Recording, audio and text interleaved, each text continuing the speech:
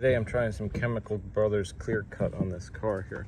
I have a foggy issue here. You see that? And so I'm just doing a little spot with this. And we're going slow. And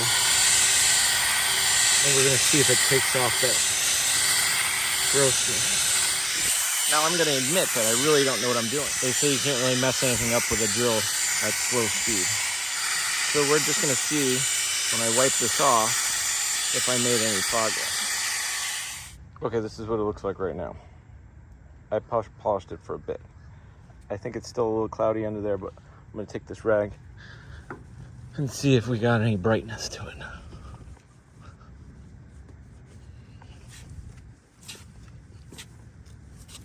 Now, that does look like night and day so far. This is the second time around here. It has gotten rid of a lot of it so far. I can still see it, like the clear on there, but it looks a lot better. You can still see some haze right in here, so I'd like to get that a little more, and right up into here. But over here, oh no, you still see it in there a little. Let's see how much further we can go without ruining this. Okay, we're going a little further. This hood's pretty shot. It's got scratches all over it. I figured, how bad could it be?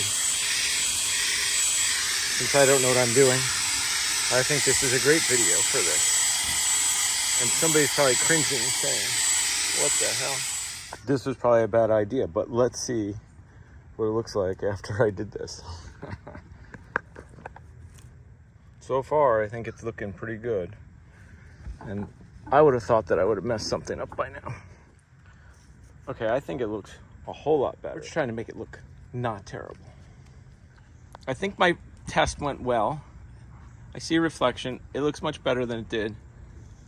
Now, I didn't follow any directions, so you guys should read about this first, but I didn't mess it up either.